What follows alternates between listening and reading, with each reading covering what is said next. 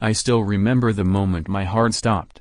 I was driving home after receiving a frantic text from my neighbor, "Diane, come quick, Karen has Ethan trapped at the gate."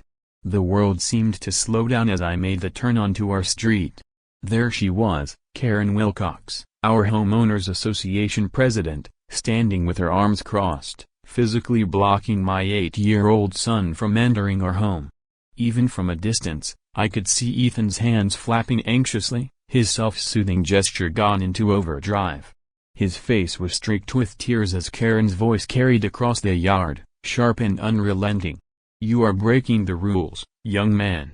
No unsupervised children allowed in front yards. Where is your father? He needs to face consequences for this blatant disregard of our community standards." My son wasn't answering, couldn't answer, not when he was this distressed. Neighbors were watching from their porches, uncomfortable but unsure what to do. Mrs. Rodriguez, an elderly woman who always waved to Ethan, looked particularly distressed, her hand covering her mouth in shock. 2 houses down, the Thompsons stood frozen on their lawn, their gardening tools forgotten at their feet. I had faced down armed suspects and navigated high-stakes hostage negotiations in my career with the Bureau, but nothing prepared me for the visceral panic of seeing my own child held against his will. Ethan's autism made him particularly vulnerable in situations like this.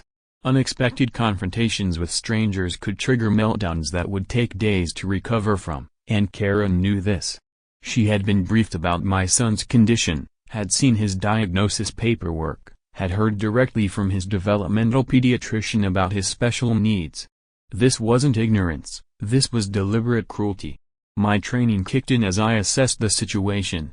Ethan was physically unharmed but clearly in emotional distress. Karen was unarmed but using her body to create a barrier. At least 7 witnesses were present. My son's rights were being violated in multiple ways. That's when something inside me snapped.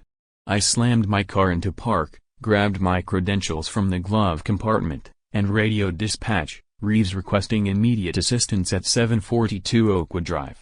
Civilian detaining a minor with special needs, potential hate crime in progress. Within minutes, sirens wailed in the distance as I sprinted toward my son. I had moved us to Oakwood Estates 6 months earlier, hoping for a fresh start after my wife passed away 3 years ago. Ethan and I needed stability, a quiet suburban community where he could feel safe and I could balance my undercover work with the Federal Bureau of Investigation with being a single dad. Jessica's cancer had been swift and merciless, leaving me to navigate both grief and single parenthood while maintaining my career in federal law enforcement. The Bureau had been surprisingly accommodating, allowing me to transfer from high-risk undercover operations to a specialized cybercrime unit that permitted more regular hours and remote work when needed. Still, finding the right community for us had been challenging. Oakwood Estates seemed perfect on paper, good schools with strong special education programs, safe streets, and proximity to Ethan's occupational therapist. Before we moved in, I'd done everything by the book. I reviewed the Homeowners Association guidelines, attended the welcome meeting, and even scheduled a private meeting with the board to explain Ethan's autism. I carefully described how routine and familiar environments were crucial for him, how our fenced front yard would be his safe space to play within eyesight of our living room window. I brought documentation from Ethan's developmental specialist explaining how sensory play helped regulate his nervous system and reduce anxiety. The board members seemed understanding, all except Karen, who kept interrupting with questions about liability issues and neighborhood aesthetics. She examined my documents with suspicious eyes, as though looking for forgeries. "We've never had special needs children in Oakwood before," she said, her pause making the words sound like an accusation. "It sets a concerning precedent." The board president, a reasonable man named Michael Chen, overrode her concerns. "Our community welcomes all families, Karen. The Americans with Disabilities Act is quite clear about reasonable accommodations." Still, the tightness around her eyes told me this wasn't over. Despite Karen's obvious disapproval, the majority approved our accommodation request, and I thought that was that. I invested nearly $10,000 converting our front yard into a sensory-friendly space with soft grass, a small sandbox, and Ethan's favorite toy trucks. I installed a specialized swing that provided the vestibular input his occupational therapist recommended and chose plants with interesting textures but no toxic parts for his sensory garden. Right as everything seemed perfect, Ethan was adjusting well to our new home and even starting to wave at some of the neighbor kids who watched curiously as he played with his trucks and carefully organized rows, a characteristic of his autism that brought him comfort. The trouble began with notes, official-looking letters left in our mailbox citing obscure violations that didn't exist in the actual homeowners association handbook. All children must be physically accompanied by an adult while in front yards. Toys must be removed from premises within 15 minutes of ceasing play. Sandbox structures require express written permission, renewed monthly. Each letter was signed by Karen Wilcox with increasingly threatening language about fines and further action. The paper was always heavy stock with gold embossing that made them appear more official than they were, a deliberate intimidation tactic I recognized from my investigative work with fraudsters who created fake government documents. I documented each letter carefully, comparing them to the actual homeowners association bylaws I had been provided upon moving in. Not a single one of her rules appeared in the official documentation. When I pointed this out in a polite email, copying the entire board, Karen responded with a dismissive claim about unwritten standards that all reasonable homeowners understand. Mr. Chen, the board president, called me personally to apologize for Karen's behavior but admitted that her 3-year term as homeowners association president still had 8 months remaining, and there was no recall procedure in their bylaws. I tried reasoning with her in person. I invited her to coffee at the local cafe, showed her the approved accommodation paperwork, and gently explained that Ethan needed consistent, safe spaces to manage his anxiety. I brought photos of my son's meltdowns from before we had established proper sensory supports, hoping to appeal to her humanity. This is what happens when Ethan's routine is disrupted without preparation, I explained, showing her an image of my son curled in a ball, overwhelmed by sensory input he couldn't process. The front yard isn't just a convenience, it's therapeutic. His occupational therapist designed the layout specifically for his needs. Karen nodded along, but I could tell she wasn't really listening. Her eyes kept darting to my yard, to the colorful sensory equipment, to the small patch of sand that apparently offended her sense of neighborhood perfection. She sipped her latte with pursed lips, examining the accommodation letter with the same skepticism she might give a counterfeit bill. "This special treatment sets a dangerous precedent," she said, sliding the paper back across the table. "Rules are rules," she said with finality. "If we make exceptions, soon everyone will want them. First, it's your sandbox, then the Hendersons want a basketball hoop, then someone else wants lawn ornaments. Before you know it, our property values plummet." Her concern wasn't for community standards, it was for her investment. For you, a free like is easy. But for me, it is the greatest support and encouragement. For this video, can you give me 1 like and 1 subscription? Thank you very much. Other parents in the neighborhood warned me about Karen's obsession with control. The Johnsons told me how she had harassed them about their daughter's wheelchair ramp, claiming it was an unauthorized structural modification despite its legal protection under accessibility laws.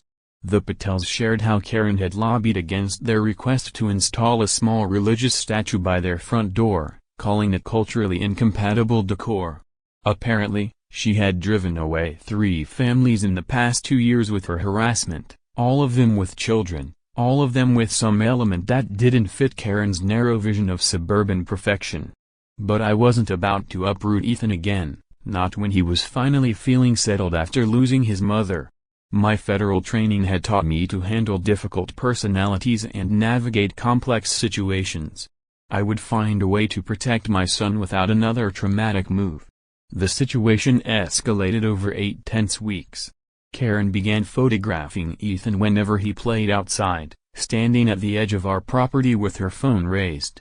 She called unnecessary homeowners association meetings to propose new restrictions that seemed specifically targeted at us. When other board members pushed back, she started acting unilaterally, posting laminated notices of violation on our front door. I documented everything, filed complaints with the Homeowners Association Board, and even consulted my FBI's legal department about potential harassment. But I was trying to handle this as a civilian, as a dad protecting his son, not as a federal agent throwing around authority. That Wednesday afternoon changed everything. I was working from home, finishing reports at my desk with a clear view of Ethan playing with his favorite red truck in our front yard. My phone rang with an urgent call from my supervisor about an ongoing case. I stepped into my home office, 10 feet away, still within earshot of the front yard, for what couldn't have been more than 5 minutes. That was all the time Karen needed. According to my neighbor Diane, who witnessed the whole thing, Karen saw Ethan alone. Ian seized her opportunity. She marched across the street, opened our gate without permission, and began berating my son. When Ethan tried to retreat toward the house, Karen physically positioned herself between him and the door, backing him against the gate. When Diane intervened, asking Karen to leave the child alone, Karen claimed she was detaining a rule breaker until the responsible adult could be held accountable. That's when Diane texted me. I arrived to find my son cornered against our front gate, hands over his ears, rocking back and forth, his way of shutting out overwhelming sensory input. Karen stood over him, phone in hand, apparently recording what she probably thought would be evidence of negligent parenting. She didn't even notice me approaching until I was 10 feet away. "Mr. Reeves," she said with cold satisfaction, "perhaps now you'll understand why we have rules about unsupervised children. I've documented this violation and will be presenting it at the next board meeting for maximum penalties." That was the moment everything changed. My son looked up at me, eyes pleading for help, unable to process why this woman wouldn't let him go to his safe space. 10 years of federal investigative training couldn't have prepared me for the fury I felt, but it did give me the control to channel it productively. "Karen Wilcox," I said, my voice steady as I pulled my credentials from my pocket. "I am Special Agent Samuel Reeves, Federal Bureau of Investigation. You are currently unlawfully detaining a minor against his will. Step away from my son immediately." Her face was a study in confusion. "This is Homeowners Association business," she sputtered. "You can't use your job to intimidate me." I moved closer, making sure she could clearly see my badge. "This ceased being a Homeowners Association matter the moment you physically prevented my child from entering his home. I am instructing you once more, as a federal officer, step away from my son." She didn't move. Instead, she raised her chin defiantly. "I have authority here," she insisted. "The Homeowners Association bylaws clearly state." I didn't let her finish. I raised my radio to my lips and called it in. "Dispatch, this is Agent Reeves. I need immediate assistance at 742 Oakwood Drive. Civilian holding a minor against their will, subject is uncooperative after federal identification, requesting backup." Within seconds, sirens wailed in the distance. Karen's face drained of color as the reality of her situation began to sink in. I moved past her, gently guiding Ethan toward me. He collapsed against my chest, overwhelmed and confused. "It's okay, buddy," I whispered. "Daddy's got you now. We're going inside." I glared at Karen over my son's head. "Do not leave the premises. Federal agents will want to speak with you." As I carried Ethan toward our house, neighbors emerged from their homes, drawn by the commotion. Diane approached immediately, offering to sit with Ethan so I could deal with the situation outside. Inside, I helped my son to his sensory room, a quiet space with gentle lighting and weighted blankets. Once he was settled with Diane, I returned to the front yard just as 2 black bureau-issued sport utility vehicles pulled up, followed by a patrol car from local law enforcement. Everything happened quickly after that. My colleagues took statements from witnesses while local police secured the scene. Karen stood in shocked silence as Agent Morales, my partner of 5 years, read her rights. "This is ridiculous," she finally sputtered. "I was enforcing neighborhood rules. You can't arrest someone for that." Agent Morales remained professional but firm. Then you are being detained for questioning regarding the unlawful restraint of a minor, harassment, and potentially violating the Americans with Disabilities Act. These are serious allegations. More neighbors had gathered now, and to my surprise, they began approaching the officers voluntarily. "She's been targeting that little boy for months," said Mrs. Jenkins from across the street. "I have copies of the notices she's been leaving," offered Mr. Terrence from next door. "She's been doing this to families for years," added another voice. "We have been too afraid of her to speak up." The Homeowners Association vice president arrived, ashen-faced, and immediately distanced the board from Karen's actions. These were not authorized enforcement actions, he insisted, showing officers documentation that Karen had been acting outside her authority. Within 48 hours, everything changed in our community. The Homeowners Association held an emergency meeting where they suspended Karen from her position and issued a formal apology to Ethan and me. Local news caught wind of the story. Federal agent's autistic son held hostage by overzealous Homeowners Association president, and suddenly our quiet neighborhood was thrust into the spotlight. Karen was formally charged with unlawful restraint of a minor, harassment, and interfering with the rights of a person with disabilities. Her lawyer attempted to portray her actions as a well-intentioned enforcement of community standards, but the evidence against her was overwhelming. Multiple families came forward with similar stories of intimidation and harassment. Karen's own recordings, intended to document violations, instead provided evidence of her persistent targeting of my son. Security camera footage from neighboring houses captured the moment she physically blocked Ethan from entering our home. The day of Karen's sentencing, the courtroom was packed with neighbors and parents of children with special needs who had traveled from across the state to witness the proceedings. Disability rights advocates had taken interest in the case, seeing it as an important precedent for protecting vulnerable children from harassment in their own communities. The local news had stationed cameras outside the courthouse, turning our private neighborhood conflict into a public reckoning about how communities treat differently abled residents. I sat in the front row, my hands clasped tightly together. I hadn't wanted this level of attention, had tried multiple times to resolve the situation privately, but Karen's actions had forced this public confrontation. I thought of Ethan, who was spending the day with his grandparents, mercifully shielded from this final chapter of the ordeal. My son had suffered nightmares for weeks after the incident, asking repeatedly if the mean lady was coming back to take him away.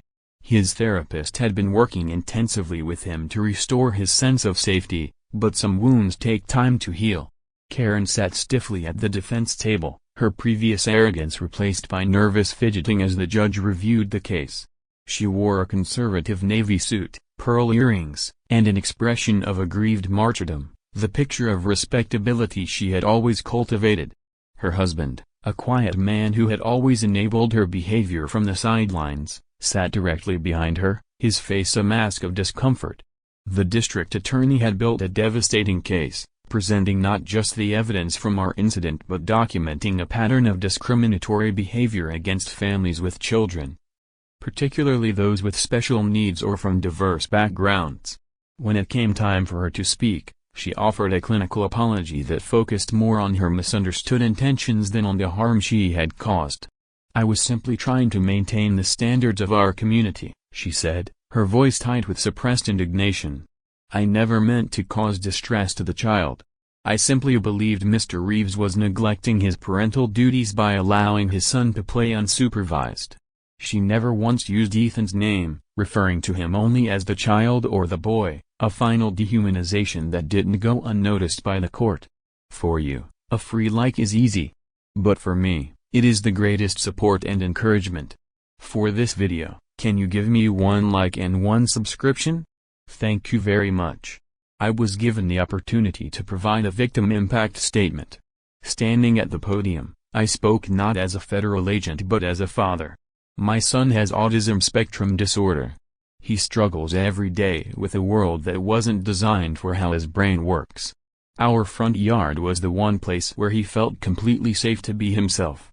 Karen Wilcox didn't just violate homeowners association guidelines or criminal statutes, she violated my son's fundamental right to exist peacefully in his own home. She knew about his condition, she knew about his vulnerabilities, and she deliberately exploited them to assert control. My voice broke as I described the nightmares, the regression in Ethan's therapy progress, the new fears we were working through together. The judge was unmoved by Karen's excuses. She said, peering over her glasses, "This court takes very seriously the safety and well-being of children, particularly those with special needs who may be more vulnerable to trauma from such encounters. Your actions demonstrate a disturbing lack of empathy and a willingness to use your perceived authority to bully not just a child, but a child with autism who was playing peacefully in his own yard.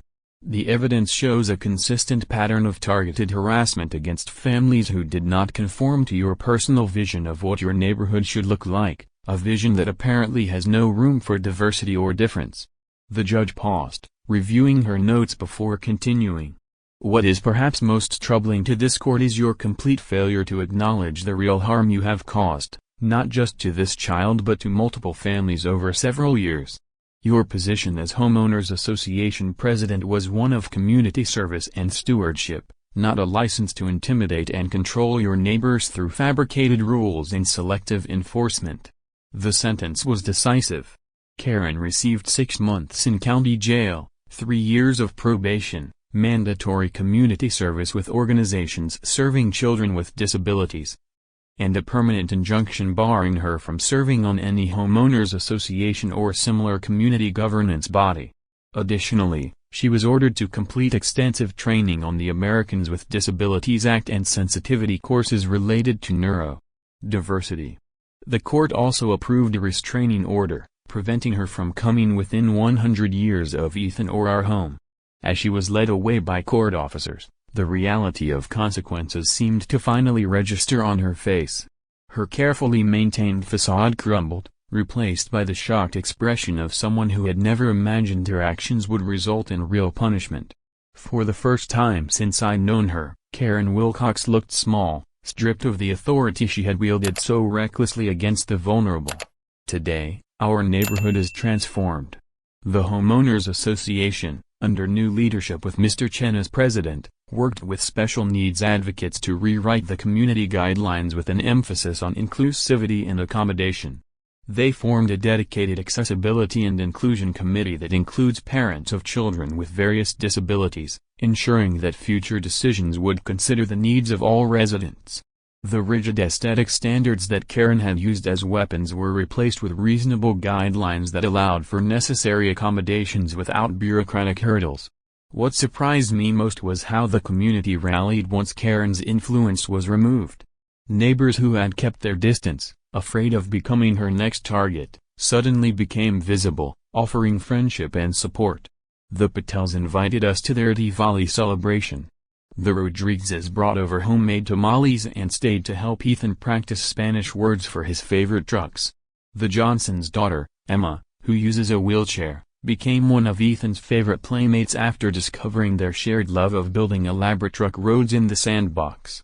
My neighbors, freed from Karen's tyranny, have become a supportive community that looks out for one another's children. Mrs. Jenkins, a retired special education teacher, volunteered to help with Ethan when work calls kept me late. Mr. Terrence built a small covered area in our yard so Ethan could play outside even on rainy days without the sensory discomfort of water dripping on his head. These weren't just acts of kindness, they were statements of solidarity, declarations that Ethan belonged here just as much as anyone else. The local media coverage of Karen's case sparked conversations across the country about how homeowners associations can better serve diverse communities. Several advocacy organizations reached out, asking me to share our story at conferences about disability rights and housing issues.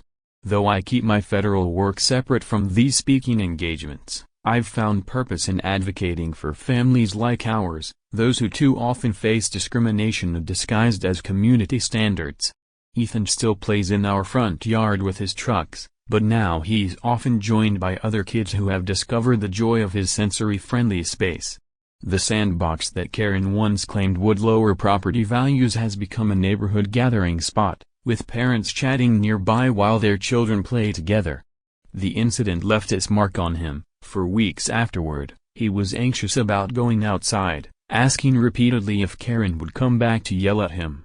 But children are remarkably resilient when surrounded by support. His therapist helped him process the experience through play therapy, and over time, the yard reclaimed its status as his safe haven.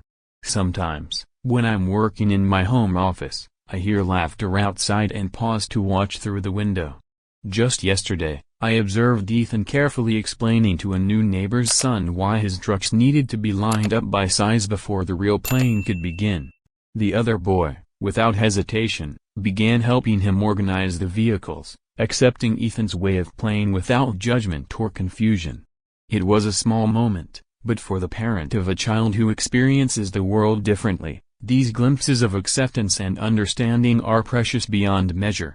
I watch him now from our front porch, laughing as he shows Emma how to build the perfect sandcastle, demonstrating the exact angle to hold the plastic shovel for maximum structural integrity. His hands move with excitement as he explains his method, no longer flapping with anxiety but with the joy of sharing his special interest with a friend who listens. He is safe. He is accepted. And that's all I ever wanted for him. Sometimes, it takes confronting a bully to discover who your real allies are. In exposing Karen's cruelty, we found a community willing to stand up for a child who couldn't stand up for himself. We discovered the strength that comes from solidarity against discrimination and the healing power of belonging. As both a father and a federal agent, I have faced many challenges and won many battles, but watching my son play freely in a community that embraces him exactly as he is, I can say with certainty, there is no greater victory than that.